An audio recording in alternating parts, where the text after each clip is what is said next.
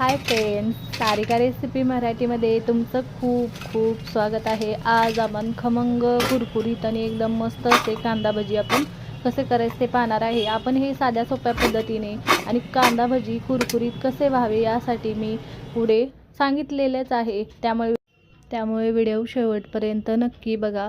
तुम्ही या पद्धतीने बनवले तर तुमचे पण छान कुरकुरीत होणार आहे, एकदम मस्त होतात, अजिबात तेलकट होत नाही तर झटपट आपण हे 10 मिनिटात छान आपले कांदा भजी तयार झालेले आहेत। झटपट आणि तेवढेच चविष्ट बनतात। तर चला वेळ न घालवता व्हिडिओला सुरुवात करूया। सर्वप्रथम कांदा भजी बनवण्यासाठी इथे मी बघा 2 मोठे कांदे एकदम असे उभे पातळ कट करून घेतलेले आहेत। असे आपण सुटसुटीत करून मोकळे करून इथे बाउलमध्ये घालूया, म्हणजे छान असे आपले कांदा भजी तयार होतात एकदम छान असं। आता इथे आपलं कांदा आपण मोकळा करून घेतलेला आहे। आता त्यामध्ये बघा इथे आपले भजी कुरकुरीत होण्यासाठी इथे मीठ घालायचं आणि धुवून घ्यायचा। हा कांदा मीठ घालून कांदा धुतल्यामुळे छान भजी आपले कुरकुरीत होतात। नक्की तुम्ही करून बघा या पद्धतीने। मी आता यातलं पाणी काढून घेते। इथे बघा पाणी काढून घेतलेलं आहे।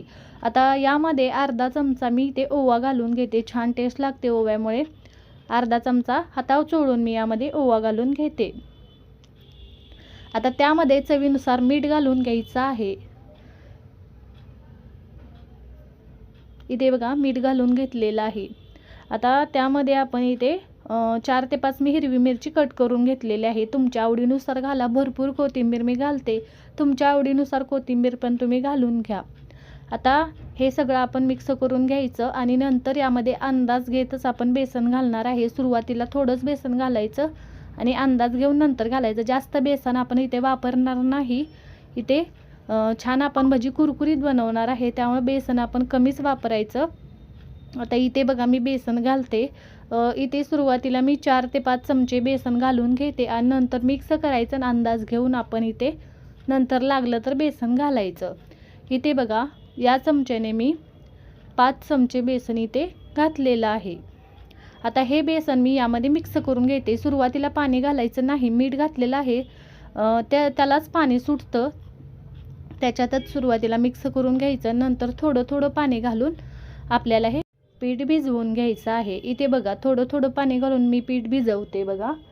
जास्त पातळ पण ठेवायचं नाही, जास्त घट्ट पण ठेवायचं नाही। पुन्हा मी 2 चमचे इथे बेसन घातलेलं आहे। एकूण आपण 5 ते 6 चमचे फक्त बेसन घातलेलं आहे।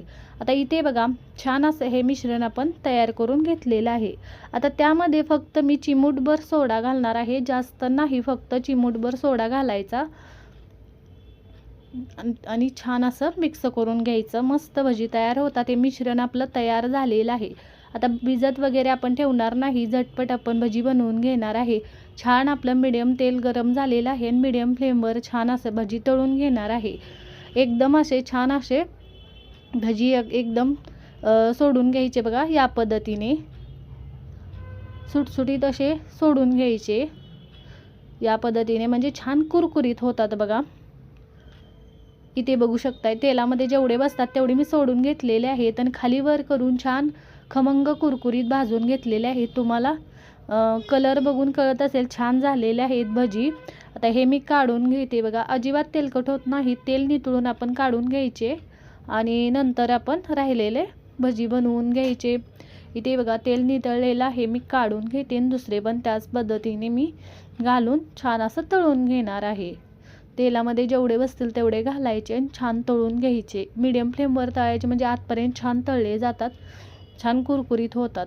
इथे बघा हे पण छान असे तळलेले आहेत, कलर छान आलेला आहे। सगळे भजी मी तळून घेतलेले आहेत। तुम्ही सुरुवातीला याचा आवाज ऐकलेलाच आहे, एकदम कुरकुरीत झालेले आहेत आणि चवीला तेवढे छान झालेले आहेत। नक्की तुम्ही करून बघा, तुम्हाला पण ही रेसिपी खूप आवडेल। तुमचे पण कांदा भजी छान होतील। तुम्हाला जेव्हा इच्छा होईल तेव्हा तुम्ही बनवून नक्की खाऊ शकता किंवा कोणत्याही सणाला बनवू शकता। एकदम टेस्टी असे भजी बनतात आणि झटपट बनतात।